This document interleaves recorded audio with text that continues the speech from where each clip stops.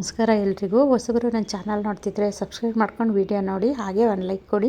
ನಾನು ಹಾಕೋ ವಿಡಿಯೋಯಿಂದ ನಿಮಗೆ ಉಪಯೋಗ ಇದೆ ಅನ್ಸಿದ್ರೆ ಬೇರೆಯವ್ರಿಗೂ ಶೇರ್ ಮಾಡಿ. ಬನ್ನಿ ಇವತ್ತಿನ ವ್ಲಾಗ್ ಸ್ಟಾರ್ಟ್ ಮಾಡೋಣ. ತುಂಬ ಜನದ ಒಂದೇ ಕಂಪ್ಲೇಂಟ್ ಇರುತ್ತೆ, ನಾವು ಎಷ್ಟೇ ದಾಸವಾಳ ಗಿಡ ಹಾಕಿದ್ರು ಬರೋದೇ ಇಲ್ಲ ಅಂತೀರಾ. ನೋಡಿ, ಇವರು ಮೈಸೂರವರು ಪ್ರವೀಣ್ ಅಂತ, ಇವರು ನನ್ನ ಹತ್ರ ಗಿಡ ತಗೊಂಡಿದ್ರು. ನೋಡಿ ಎಷ್ಟು ಚೆನ್ನಾಗಿ ಅದು ಹೂ ಬಿಟ್ಟಿದೆ ಅಂತ ನನಗೆ ಆಶ್ಚರ್ಯ ಆಗುತ್ತೆ. ತುಂಬ ಜನ ಗಿಡ ಬರೋದೇ ಇಲ್ಲ ಅಂತೀರಾ. ನೋಡಿ ಎಷ್ಟು ಚೆನ್ನಾಗಿ ಅದು 2 ಗಿಡ ತಗೊಂಡಿದ್ರು. ಆ 2 ಗಿಡನೂ ನೋಡಿ ಎಷ್ಟು ಚೆನ್ನಾಗಿ ಹೂ ಬಿಟ್ಟಿದೆ ಅಂತ.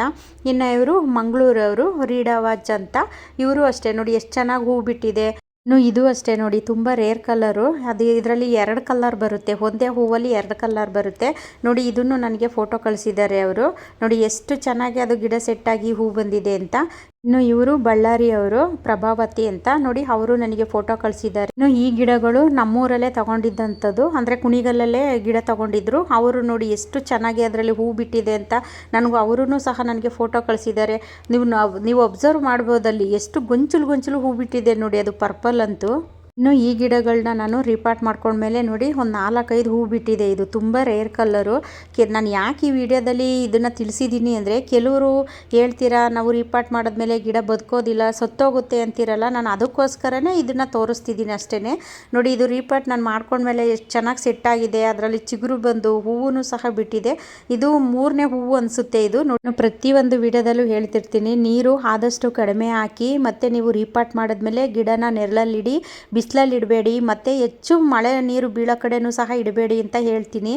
ನಾನು ಹೇಳೋ ರೀತಿ ಫಾಲೋ ಮಾಡಿ, ಖಂಡಿತ ಗಿಡ ಬದುಕುತ್ತೆ, ಯಾವ ಗಿಡನೂ ಸಾಯೋದಿಲ್ಲ. ಇದು ತುಂಬ ರೇರ್ ಕಲರು.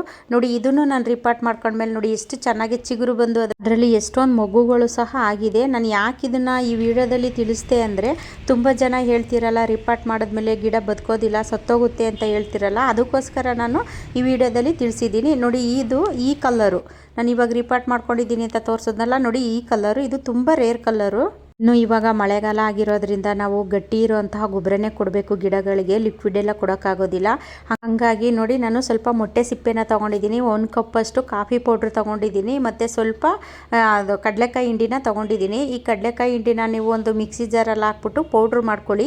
ಮೊಟ್ಟೆ ಸಿಪ್ಪೆ ಮತ್ತು ಈ ಕಡಲೆಕಾಯಿ ಹಿಂಡಿ ಇದೆಲ್ಲನೂ ನಾನು ಪೌಡ್ರ್ ಮಾಡ್ಕೊಂಡಿದ್ದೀನಿ. ಇನ್ನು ನೀವು ಮೊಟ್ಟೆ ಸಿಪ್ಪೆನ ಅದು ಮಿಕ್ಸಿನಲ್ಲಿ ಹಾಕಿ ಪೌಡ್ರ್ ಮಾಡ್ಕೋಬೇಕಾದ್ರೆ ಮಾಸ್ಕ್ ಹಾಕ್ಕೊಳ್ಳಿ. ಯಾಕೆಂದರೆ ಅದು ಡಸ್ಟು, ಅಂದರೆ ಅದು ಧೂಳೆಲ್ಲ ಇರುತ್ತಲ್ಲ, ಅದೆಲ್ಲ ಹೋಗಿ ನಮಗೆ ಬಾಯಲ್ಲಿ ಸೇರಿಕೊಂಡ್ರೆ ತುಂಬ ಪ್ರಾಬ್ಲಮ್ ಆಗುತ್ತೆ. ಹಾಗಾಗಿ ಇದನ್ನು ಪೌಡ್ರ್ ಮಾಡಬೇಕಾದ್ರೆ ನೀವು ಮಾಸ್ಕ್ ಹಾಕ್ಕೊಂಡೇ ಇದನ್ನು ಪೌಡ್ರ್ ಮಾಡ್ಕೊಳ್ಳಿ. ನೋಡಿ ಈ ಥರ ಹಿಂಗೆ ಹೊಗೆ ಎಲ್ಲ ಥರ ಬರುತ್ತಲ್ಲ, ಅದೆಲ್ಲ ಬಾಯಿಗಳೊಳಗಡೆ ಹೋದರೆ ತುಂಬಾ ಕಷ್ಟ ಆಗುತ್ತೆ. ಆರೋಗ್ಯನೂ ನಾವು ಹುಷಾರಾಗಿ ನೋಡ್ಕೋಬೇಕಲ್ಲ, ಹಾಗಾಗಿ ಹೇಳಿದೆ. ಇನ್ನು ನೋಡಿ ನಾನು 1 ಕಪ್ಪಷ್ಟು ಕಾಫಿ ಪೌಡ್ರನ್ನ ತೊಗೊಂಡಿದ್ದೀನಿ. ಈ ಕಾಫಿ ಪೌಡ್ರು ಗಿಡಗಳಿಗೆ ಒಂದು ರೀತಿ ಮ್ಯಾಜಿಕ್ ರೀತಿಯೂ ಕೆಲಸ ಮಾಡುತ್ತೆ. ಅದರಲ್ಲೂ ಇವಾಗ ಕಂಟಿನ್ಯೂಸ್ ಆಗಿ ಮಳೆ ಬರ್ತಾ ಇರೋ ಕಾರಣ ಗಿಡದಲ್ಲಿ ಯಾವುದೇ ರೀತಿ ಸತ್ವ ಇರೋದಿಲ್ಲ, ಎಲ್ಲ ಮಳೆ ನೀರಲ್ಲಿ ಹೊರಟೋಗಿರುತ್ತೆ. ಈ ಥರ ಎಲ್ಲ ಗೊಬ್ಬರ ಕೊಡೋದ್ರಿಂದ ಗಿಡಗಳಲ್ಲಿ ಹೊಸದಾಗಿ ಚಿಗುರು ಬರುತ್ತೆ, ಮತ್ತು ಅದರಲ್ಲಿ ಹೆಚ್ಚು ಹೂವು ಮೊಗ್ಗು ಇದೆಲ್ಲ ತುಂಬಿಕೊಂಡಿರುತ್ತೆ. ನನ್ನ ಗಾರ್ಡನ್ನಲ್ಲಿ ನೀವು ನೋಡಿರ್ಬೋದು ಎಷ್ಟು ಚೆನ್ನಾಗಿ ದಾಸವಾಳ ಗಿಡ ಆಗಿರ್ಬೋದು, ಬೇರೆ ಒಂದು ಮಲ್ಲಿಗೆ ಗಿಡ, ಬೇರೆ ಯಾವುದೇ ಒಂದು ಗಿಡದಲ್ಲಾದ್ರೂ ಅಷ್ಟೇ ಎಷ್ಟು ಚೆನ್ನಾಗಿ ಮೊಗ್ಗೆಲ್ಲ ಇರುತ್ತೆ, ಮತ್ತು ಹೂವು ಸಹ ಇರುತ್ತೆ. ನೀವು ಯಾವುದೇ ಒಂದು ಗೊಬ್ಬರ ಕೊಡಬೇಕಾದ್ರೂ ಅಷ್ಟೇ ಮಣ್ಣು ಲೂಸ್ ಮಾಡಿನೇ ಕೊಡಿ. ಯಾಕೆಂದರೆ ಈಗ ನೀವು ಮಣ್ಣು ಲೂಸ್ ಮಾಡ್ದಲೇ ಹಂಗೆ ಸುಮ್ಮನೆ ಮೇಲೆ ಏನಾದರೂ ಹಾಕ್ತು ಅಂದರೆ ಮಳೆ ಬಂದಾಗ ಏನಾಗುತ್ತೆ, ಅದೆಲ್ಲ ಮೇಲೆ ಬಂದ್ಬಿಡುತ್ತೆ. ಈಗ ಹನಿ ಎಲ್ಲ ಬೀಳುತ್ತೆ ನೋಡಿ, ದಪ್ಪ ಹನಿ ಬಿದ್ದಾಗ ಅದು ನಾವು ಹಾಕಿರೋ ಗೊಬ್ಬರ ಎಲ್ಲ ಮೇಲೆ ಬಂದ್ಬಿಡುತ್ತೆ. ಹಾಗಾಗಿ ನಾವು ಕೊಟ್ಟಿದ್ದು ವೇಸ್ಟ್ ಆಗುತ್ತೆ. ಅದಕ್ಕೋಸ್ಕರ ಹೇಳ್ತಿದ್ದೀನಿ, ಮಣ್ಣು ಲೂಸ್ ಮಾಡಿಬಿಟ್ಟೇ ನೀವು ಈ ಥರ ಗೊಬ್ಬರ ಎಲ್ಲ ಕೊಡಿ. ನಾನು ಕೆಲವೊಂದಕ್ಕೆ ಮಣ್ಣು ಲೂಸ್ ಮಾಡಿದ್ದೀನಿ, ಕೆಲವೊಂದಕ್ಕೆ ಮಾಡಿಲ್ಲ. ಯಾಕೆಂದರೆ ನೋಡಿ ಅದು ಪಾಟಲ್ಲಿ ಕೆಲವೊಂದೊಂದು ಸಸಿಗಳು ಹುಟ್ಟುತ್ತಾ ಇದೆ. ನಾನು ಶಂಖಪುಷ್ಪದ ಸೀಡ್ಸ್ ಎಲ್ಲ ಹಾಕಿದ್ದೆ ನೋಡಿ, ಅದರಲ್ಲೆಲ್ಲ ಸಸಿಗಳೆಲ್ಲ ಬಂದಿದೆ. ಮತ್ತು ಇನ್ನು ಸೊಪ್ಪಿನ ಬೀಜ, ಮತ್ತು ಇನ್ನು ಇದು ಟೊಮೊಟೊ ಸಸಿ ಇದೆಲ್ಲ ಹುಟ್ಟುತ್ತಾ ಇದೆ. ಹಾಗಾಗಿ ಕೆಲವೊಂದು ನಾನು ಅದು ಮಣ್ಣು ಲೂಸ್ ಮಾಡಿಲ್ಲ, ಕೆಲವೊಂದಕ್ಕೆ ಮಣ್ಣು ಲೂಸ್ ಮಾಡಿ ಕೊಟ್ಟಿದ್ದೀನಿ. ನೋಡಿ ಇವೆಲ್ಲ ನಾನು ರಿಪಾರ್ಟ್ ಮಾಡ್ಕೊಂಡಿದ್ದಂತಹ ಗಿಡಗಳು ನೋಡಿ ಎಷ್ಟು ಚೆನ್ನಾಗಿ ಸೆಟ್ಟಾಗಿ ಅದರಲ್ಲಿ ಮೊಗ್ಗುಗಳು ಸಹ ಸ್ಟಾರ್ಟ್ ಆಗಿದೆ. ಇದು ಪರ್ಪಲ್ಲು ಅಷ್ಟೇ ನೋಡಿ, ಅದರಲ್ಲಿ ಮೊಗ್ಗು ಎಷ್ಟು ಚೆನ್ನಾಗಿ ಮೊಗ್ಗೆಲ್ಲ ಬಂದಿದೆ. ಕೆಲವ್ರದ್ದು ಒಂದೇ ಕಂಪ್ಲೇಂಟ್ ಆಗಿರುತ್ತೆ, ನಮ್ಮ ಎಷ್ಟೇ ರಿಪಾರ್ಟ್ ಮಾಡಿಕೊಂಡ್ರು ಗಿಡಗಳು ಬರೋದೇ ಇಲ್ಲ ಅಂತೀರಾ. ಹೇಳೋ ರೀತಿ ಮಾಡಿ, ಖಂಡಿತ ಗಿಡಗಳು ಬದುಕುತ್ತೆ. ನೋಡಿ ಇದರಲ್ಲೂ ಅಷ್ಟೇ ಎಷ್ಟೊಂದು ಟೊಮೊಟೊ ಸಸಿ ಎಲ್ಲ ಹುಟ್ಟಿದೆ. ಹಾಗಾಗಿ ಇದು ಮಣ್ಣೆಲ್ಲ ಲೂಸ್ ಮಾಡೋಕ್ಕಾಗಲಿಲ್ಲ, ಅದು ಲೂಸ್ ಮಾಡಿಲ್ಲ. ಇನ್ನು ಇದು ಪಿಂಕು, ಇದಕ್ಕೂ ಅಷ್ಟೇ ನೋಡಿ ಅದರಲ್ಲಿ ಶಂಖಪುಷ್ಪದ ಸಸಿಗಳೆಲ್ಲ ಬಂದಿದೆ. ಅದಕ್ಕೂ ನಾನು ಅದೇ ರೀತಿಯೇ ಅದು ಗೊಬ್ಬರನ ಕೊಡ್ತಿದ್ದೀನಿ, ಮಣ್ಣೇನು ಲೂಸ್ ಮಾಡಿಲ್ಲ. ನಿಮಗೆ ಪಾಟಲ್ಲಿ ಯಾವುದೇ ರೀತಿ ಸಸಿಗಳೇನು ಬಂದಿಲ್ಲ ಅಂದರೆ ನೀವು ಮಣ್ಣು ಮಣ್ಣು ಲೂಸ್ ಮಾಡಿ ಕೊಡಿ. ಪಾಟಲ್ಲೂ ಅಷ್ಟೇ ನೋಡಿ ಎಷ್ಟೊಂದು ಸೊಪ್ಪೆಲ್ಲ ಹುಟ್ಟುತ್ತಾ ಇದೆ, ಹಂಗಾಗಿ ನಾನೇನು ಅದನ್ನು ಡಿಸ್ಟರ್ಬ್ ಮಾಡಿಲ್ಲ, ಹಾಗೆ ಹಾಕ್ತಾ ಇದ್ದೀನಿ. ಕಾಫಿ ಪೌಡ್ರನ್ನ ಗಿಡಗಳಿಗೆ ಬಳಸೋದ್ರಿಂದ ಸಾಯುವಂತಹ ಗಿಡನೂ ಬದುಕಿಸೋಷ್ಟು ಶಕ್ತಿ ಇದೆ ಈ ಕಾಫಿ ಪೌಡ್ರಿಗೆ. ಇನ್ನು ಮಣ್ಣಿನ ಫಲವತ್ತತೆಯೂ ಸಹ ಹೆಚ್ಚು ಮಾಡುತ್ತೆ ಈ ಕಾಫಿ ಪೌಡ್ರು. ಇನ್ನು ಯಾವುದೇ ರೀತಿ ಇರುವೆಗಳು ಈ ಥರ ಯಾವುದೂ ಬರೋದಿಲ್ಲ ಗಿಡದ ಹತ್ರ ಕಾಫಿ ಪೌಡ್ರನ್ನ ಬಳಸೋದ್ರಿಂದ. ಇನ್ನು ನೀವು ಇನ್ಸ್ಟೆಂಟ್ ಎಲ್ಲ ಬಳಸಬೇಡಿ, ಯಾಕೆಂದರೆ ಅದು ಮೊಟ್ಟೆ ಸಿಪ್ಪೆ ಪೌಡ್ರ್ ಇರುತ್ತಲ್ಲ, ಮತ್ತು ಇದು ಕಡಲೆಕಾಯಿ ಹಿಂಡಿ ಪೌಡ್ರು ಅದಕ್ಕೆಲ್ಲ ಮಿಕ್ಸ್ ಮಾಡೋದು ಸ್ವಲ್ಪ ಕಷ್ಟ ಆಗ್ಬೋದು. ಹಂಗಾಗಿ ನೀವು ಈ ಮಾಮೂಲಿ ಸಿಗುತ್ತೆ ನೋಡಿ ಕಾಫಿ ಪೌಡ್ರು, ಅದನ್ನು ಬಳಸಿ. ಇನ್ಸ್ಟೆಂಟ್ ಎಲ್ಲ ಯಾಕೆ ಅದರಲ್ಲಿ ಹಾಕಬೇಡಿ ಅಂತ ಹೇಳಿದೆ ಅಂದರೆ, ಅದು ಸ್ವಲ್ಪ ಅಂಟು ಥರ ಎಲ್ಲ ಆಗಿಬಿಡುತ್ತಲ್ಲ, ಹಂಗಾಗಿ ಅದು ಕಲಸೋಕ್ಕೆ ಸ್ವಲ್ಪ ಕಷ್ಟ ಆಗುತ್ತೆ. ಅದು ಏನಿದ್ರು ಲಿಕ್ವಿಡ್ಗೆ ನಾವು ಮಿಕ್ಸ್ ಮಾಡಿ ಕೊಡ್ತೀವಲ್ಲ, ಅದಕ್ಕೆ ಸರಿ ಅದು ಇನ್ಸ್ಟೆಂಟ್ ಕಾಫಿ ಪೌಡ್ರು. ನೀವು ಈ ಥರ ಮಾಮೂಲಿ ಕಾಫಿ ಪೌಡ್ರ್ ಬರುತ್ತಲ್ಲ, ಅದನ್ನು ತಗೊಂಡು ಇದಕ್ಕೆ ಮಿಕ್ಸ್ ಮಾಡ್ಕೊಳ್ಳಿ. ನಾವು ಮೊಟ್ಟೆ ಸಿಪ್ಪೆ ಬಳಸೋದ್ರಿಂದ ಆ ಮೊಟ್ಟೆ ಸಿಪ್ಪೆನಲ್ಲಿ ಕ್ಯಾಲ್ಶಿಯಂ ಹೆಚ್ಚಾಗಿರುತ್ತೆ, ಗಿಡಗಳಿಗೆ ಬೇಕಾದಂತಹ ಪೋಷಕಾಂಶಗಳೆಲ್ಲ ಸಿಗುತ್ತೆ. ಮಳೆ ನೀರು ಬಿದ್ದರೆ ಗಿಡಗಳು ಹೆಲ್ದಿಯಾಗಿ ಬರುತ್ತೆ, ಗಿಡಗಳಿಗೆ ಒಂದು ರೀತಿ ಆನಂದನೂ ಆಗುತ್ತೆ. ಆದರೆ ಈ ಕಂಟಿನ್ಯೂಸ್ ಮಳೆ ಹಿಡ್ಕೊಂಡಾಗ ಏನಾಗುತ್ತೆ, ಆ ಮಣ್ಣಲ್ಲಿ ಯಾವುದೇ ರೀತಿ ಸತ್ವ ಇರೋದಿಲ್ಲ. ಆ ಮಳೆ ನೀರು ಬಿದ್ದು ಬಿದ್ದು ಎಲ್ಲ ಏನಾಗುತ್ತೆ, ಎಲ್ಲ ನಾವು ಹಾಕಿದಂತಹ ಗೊಬ್ಬರದ ಸತ್ವ ಎಲ್ಲ ಹೊರಟೋಗಿರುತ್ತೆ ಮಳೆ ನೀರಲ್ಲಿ. ಗಿಡಗಳಿಗೆ ಈ ಗೊಬ್ಬರ ಬೆಸ್ಟ್ ಗೊಬ್ಬರ ಅಂತಲೇ ಹೇಳ್ಬೋದು. ತಾನೇ ನಾನು ಈ ಗಿಡದಲ್ಲೆಲ್ಲ ಮಣ್ಣು ಲೂಸ್ ಮಾಡಿದ್ದೀನಿ, ಮತ್ತೆ ನೋಡಿ ಆಲೆ ಅದು ಬೇರು ನೋಡಿ ಎಷ್ಟೊಂದು ಬೇರೆಲ್ಲ ಬಿಟ್ಕೊಂಡಿದೆ ಅಂತ. ಇವಾಗ ಅದು ಮಣ್ಣು ಲೂಸ್ ಮಾಡಿ ಅದು ಬೇರೆಲ್ಲನೂ ಸ್ವಲ್ಪ ತೆಗೆದು, ಅಂದರೆ ನೋಡಿ ಹೊಸದಾಗಿ ಬೇರೆಲ್ಲ ಬಿಟ್ಕೊತಿದೆ. ಅಂದರೆ ನಾವು ಮಣ್ಣು ಲೂಸ್ ಮಾಡಿಲ್ಲ ಅಂದರೆ ಈ ಥರ ಎಲ್ಲ ಪ್ರಾಬ್ಲಮ್ ಆಗುತ್ತೆ. ಅದಕ್ಕೆ ಹೇಳೋದು 15 ದಿನಕ್ಕೊಂದು ಸತಿ ಆದರೂ ನಾವು ಮಣ್ಣು ಲೂಸ್ ಮಾಡಲೇಬೇಕು, ಇಲ್ಲಾಂದರೆ ಈ ಥರ ಸಮಸ್ಯೆ ಎಲ್ಲ ಆಗುತ್ತೆ.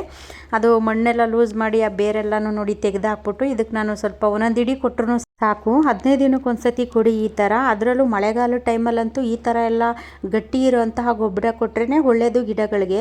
ಏನು ಹೆಚ್ಚು ಕಮ್ಮಿ ಆದ್ರೂ ಏನು ಸಮಸ್ಯೆ ಆಗೋದಿಲ್ಲ, ಯಾಕೆಂದರೆ ಇದು ಆರ್ಗ್ಯಾನಿಕ್ ಆಗಿರೋದ್ರಿಂದ ಯಾವುದೇ ರೀತಿ ಸಮಸ್ಯೆ ಆಗೋದಿಲ್ಲ. ಅದರಲ್ಲೂ ನೀವು ಈ ಗೊಬ್ಬರನ ಪ್ರತಿಯೊಂದು ಗಿಡಕ್ಕೂ ಕೊಡ್ಬೋದು. ಹಣ್ಣಿನ ಗಿಡ ಮತ್ತು ಹೂವಿನ ಗಿಡಗಳು, ತರಕಾರಿ ಗಿಡ ಎಲ್ಲ ಗಿಡಗಳಿಗೂ ಕೊಡ್ಬೋದು. ಇದು ಪರ್ಪಲ್ಲು ಡಬಲ್ ಪೆಟಲು ನೋಡಿ, ಅದರಲ್ಲೂ ಅಷ್ಟೇ ಎಷ್ಟೊಂದು ಮೊಗ್ಗುಗಳೆಲ್ಲ ಆಗಿದೆ. ನಾವು ಗಿಡಗಳನ್ನ ಕೇರ್ ಮಾಡೋದ್ರ ಮೇಲೆ ಡಿಪೆಂಡ್ ಆಗಿರುತ್ತೆ. ನಾವು ಎಷ್ಟು ಕೇರ್ ಮಾಡ್ತೀವೋ ಅಷ್ಟು ಚೆನ್ನಾಗಿ ನಮ್ಗೆ ಅದರಿಂದ ರಿಸಲ್ಟು ಸಿಗುತ್ತೆ. ದೊಡ್ಡ ಗಿಡ ಆದರೆ ನೀವು ಒಂದೊಂದು ಇಡಿನ ಕೊಡಿ, ಸ್ವಲ್ಪ ಚಿಕ್ಕ ಗಿಡ ಇತ್ತು ಅಂದರೆ ಸ್ವಲ್ಪ ಕಡಿಮೆ ಕೊಡಿ. ಅಂದರೆ ಗಿಡದ ಸೈಜ್ ನೋಡಿಕೊಂಡು ನೀವು ಗೊಬ್ಬರನ ಕೊಡಿ. ನೋಡಿ ಪ್ರತಿಯೊಂದು ಪಾಟಲ್ಲೂ ಅಷ್ಟೇ ನೋಡಿ, ಅದು ನಾನು ಏನೋ ಅದು ಸೀಡ್ಸ್ ಹಾಕಿದ್ದೆ ಅನಿಸುತ್ತೆ, ಅದೆಲ್ಲ ಮೊಳಕೆ ಬರ್ತಾ ಇದೆ ನೋಡಿ. ಚಿಕ್ಕ ಗಿಡ ದೊಡ್ಡ ಗಿಡ ಪ್ರತಿಯೊಂದು ಗಿಡಕ್ಕೂ ಸಹ ನಾನು ಕೊಡ್ತಾ ಇದ್ದೀನಿ. ಇದು ಮಲ್ಲಿಗೆ ಗಿಡಗಳು ಅಷ್ಟೇ, ನೀವು ದಾಸವಾಳ ಆಗಿರ್ಬೋದು, ಮಲ್ಲಿಗೆ ಆಗಿರ್ಬೋದು, ಮತ್ತು ಹಣ್ಣಿನ ಗಿಡಗಳಾಗಿರ್ಬೋದು, ಈ ಪ್ರತಿಯೊಂದು ಗಿಡಕ್ಕೂ ಕೊಡ್ಬೋದು ಈ ಗೊಬ್ಬರನ. ಇದು ಬೀಟ್ರೋಟ್ ಕಲ್ಲರು ಡಬಲ್ ಪೆಟಲು ನೋಡಿ, ಅದು ರಿಪಾರ್ಟ್ ಮಾಡಿದ್ಮೇಲೆ ಎಷ್ಟು ಚೆನ್ನಾಗಿ ಸೆಟ್ ಆಗಿ ಅದರಲ್ಲಿ ಮೊಗ್ಗುನು ಸಹ ಸ್ಟಾರ್ಟ್ ಆಗಿದೆ. ಕೆಲವ್ರು ಹೇಳ್ತೀರಾ ಬರೋದೇ ಇಲ್ಲ ಅಂತೀರಾ. ಗಿಡಗಳನ್ನ ಬೆಳೆಸಬೇಕು ಅಂದರೆ ತಾಳ್ಮೆ ತುಂಬಾ ಇರಬೇಕು. ಇವತ್ತು ಗಿಡ ಇಟ್ಬಿಟ್ಟು ನಾಳೆ ಅದರಿಂದ ಹೂ ಬರಬೇಕು ಅಂದರೆ ಆಗೋದಿಲ್ಲ. ಮತ್ತೆ ಹೇಳ್ತಿದ್ದೀನಿ, ಕಾಫಿ ಪೌಡ್ರನ್ನ ಬಳಸಿರೋದ್ರಿಂದ ಗಿಡಗಳಿಗೊಂದು ರೀತಿ ಮ್ಯಾಜಿಕ್ ರೀತಿ ಕೆಲಸ ಮಾಡುತ್ತೆ. ನಾನು ಸುಳ್ಳು ಹೇಳಿದ್ರೆ ಬೇಕಾದರೆ ನೀವು ಅಬ್ಸರ್ವ್ ಮಾಡಿ ನೋಡಿ. ಕಾಫಿ ಪೌಡ್ರನ್ನ ಗಿಡಗಳಿಗೆ ಹಾಕ್ಬಿಟ್ಟು ನೀವು ಅಬ್ಸರ್ವ್ ಮಾಡಿ ನೋಡಿ, ಆವಾಗ ರಿಸಲ್ಟ್ ನಿಮಗೆ ಗೊತ್ತಾಗುತ್ತೆ. ಒಂದು ರೇರ್ ಕಲರೆಲ್ಲ ನಾನು ಕೊಟ್ಬಿಟ್ಟಿದ್ದೆ, ನನಗೆ ಅಂತ ಒಂದು ಇಟ್ಕೊಂಡಿರಲಿಲ್ಲ, ಹಂಗಾಗಿ ಈ ಗಿಡನ ನಾನು ಒಂದು ರಿಪಾರ್ಟ್ ಮಾಡ್ಕೊಂಡಿದ್ದೀನಿ. ಇದು double colour double petal, white pink mix ಇರುತ್ತೆ ನೋಡಿ, ಆ ಥರದ್ದು ನೋಡಿ. ಇದು ಸಪೋಟ ಗಿಡ, ಈ ಸಪೋಟ ಗಿಡಕ್ಕೂ ನಾನು ಹಾಕ್ತಾ ಇದ್ದೀನಿ. ಇದರಲ್ಲಿ ಮೊಗ್ಗು ಮತ್ತು ಅದು ಸಣ್ಣ ಸಣ್ಣದು ಕಾಯಿ ಇದೆಲ್ಲನೂ ಸ್ಟಾರ್ಟ್ ಆಗಿದೆ ನೋಡಿ. ಅಲ್ಲಿ ಕಾಣಿಸ್ತಾ ಇರ್ಬೋದು ನಿಮಗೆ ಎಷ್ಟು ಚೆನ್ನಾಗಿ ಅದರಲ್ಲಿ ಹೂವೆಲ್ಲ ಬಿಟ್ಟಿದೆ, ಮತ್ತು ಸಣ್ಣ ಸಣ್ಣದು ಪೀಚೆಲ್ಲನೂ ಸಹ ಬಿಟ್ಟಿದೆ. ಇನ್ನು ಇದು ನಾನು ಸ್ಟಾರ್ಟಿಂಗಲ್ಲೇ ತೋರಿಸ್ದೆ ನೋಡಿ, ರಿಪಾರ್ಟ್ ಮಾಡ್ಕೊಂಡ್ಮೇಲೆ ಎಷ್ಟು ಚೆನ್ನಾಗಿ ಸೆಟ್ ಆಗಿದೆ ಅಂತ. ಆ ಗಿಡ ನೋಡಿ, ಇದರಲ್ಲೂ ಅಷ್ಟೇ ಕನಕಾಂಬರ ಸಸಿ ಎಲ್ಲ ಹುಟ್ಟುತ್ತಾ ಇದೆ, ಹಾಗಾಗಿ ನಾನು ಇದೇನೋ ಮಣ್ಣು ಡಿಸ್ಟರ್ಬ್ ಮಾಡಿಲ್ಲ. ಇನ್ನು ಇದು ಮಳ್ಳೆ ಗಿಡ ನೋಡಿ, ಅದು ಮಳ್ಳೆ ಗಿಡ ನಾನು ಟ್ರಿಮ್ ಮಾಡಿದ್ಮೇಲೆ ಅದು ಎಷ್ಟು ಚೆನ್ನಾಗಿ ಚಿಗುರೆಲ್ಲ ಬಂದಿದೆ. ಅದಕ್ಕೂ ಸಹ ನಾನು ಈ ಗೊಬ್ಬರನ ಕೊಡ್ತಾ ಇದ್ದೀನಿ. ಇದು ಮಳ್ಳೆ ಗಿಡ ನೀವು ಅದು ಚಿಗುರು ಬಂದಾಗ ಏನು ಮಾಡಬೇಕು, ಸ್ವಲ್ಪ ಅದನ್ನು ಚೂಟ್ಬಿಡಿ, ಅದರಿಂದ ಹೆಚ್ಚು ಬ್ರ್ಯಾಂಚ್ ಎಲ್ಲ ಬರುತ್ತೆ. ಅದನ್ನು ನಾನು ಚೂಟಿದ್ನಲ್ಲ ಈ ಥರ ಹಿಂಗೆ ಆ ತುದಿನ ಚೂಟು ಬಿಡಿ, ಅದ್ರ ಪಕ್ಕದಲ್ಲೆಲ್ಲ ಬ್ರ್ಯಾಂಚ್ ಎಲ್ಲ ಬಂದು ಹೆಚ್ಚು ಹೂವು ಸಿಗುತ್ತೆ. ಈಗ ಅದು ಒಂದೇ ಒಂದು ಹಂಗೆ ಬೆಳೀತಾ ಬಿಡ್ತು ಅಂದರೆ ಅದೇನಾಗುತ್ತೆ, ಸುಮ್ಮನೆ ಒಂದೇ ಉದ್ದಕ್ಕೆ ಬೆಳ್ಕೊಂಡು ಹೋಗುತ್ತೆ ನೋಡಿ. ಇದು ಅಷ್ಟೇ ಪನ್ನೀರ್ ಗುಲಾಬಿ ನಾನು ರಿಪಾರ್ಟ್ ಮಾಡ್ಕೊಂಡ್ಮೇಲೆ ಅದು ಎಷ್ಟು ಚೆನ್ನಾಗಿ ಚಿಗುರು ಬಂದು ಮೊಗ್ಗುನೂ ಸಹ ಬಿಟ್ಟಿದೆ ಅದರಲ್ಲಿ. ಇದು ಮಳ್ಳೆ ಹೂವಿನ ಗಿಡ, 4 ಗಿಡ ಏನೋ ನಾನು ಪ್ರೂನ್ ಮಾಡಿದ್ದೆ, ಅದು ಪ್ರೂನ್ ಮಾಡಾದಮೇಲೆ ನೋಡಿ ಎಷ್ಟು ಚೆನ್ನಾಗಿ ಚಿಗುರು ಬಂದಿದೆ. ಅದನ್ನು ನಾನು ಸ್ವಲ್ಪ ಟ್ರಿಮ್ ಮಾಡ್ತಾ ಇದ್ದೀನಿ. ಒಂದು ಗಿಡ ಮಾತ್ರ ನಾನು ಅದನ್ನೇನು ಟ್ರಿಮ್ ಮಾಡಿರಲಿಲ್ಲ, ಅದರಲ್ಲಿ ಇವಾಗ ಇನ್ನೂ ಹೂವು ಬಿಡ್ತಾನೆ ಇದೆ. ಅದರಲ್ಲೂ ಗೊಂಚಲು ಹೂವು ಬಿಡುತ್ತಿದೆ ಈ ಮಳ್ಳೆ ಹೂವಿನ ಗಿಡದಲ್ಲಿ. ಮಳ್ಳೆ ಹೂವಿನ ಗಿಡದಲ್ಲಿ 2 ವೆರೈಟಿ ಬರುತ್ತೆ. ಮುಂದಿನ ವಿಡಿಯೋದಲ್ಲಿ ಸಿಗ್ತೀನಿ. ಎಲ್ರಿಗೂ ಧನ್ಯವಾದಗಳು.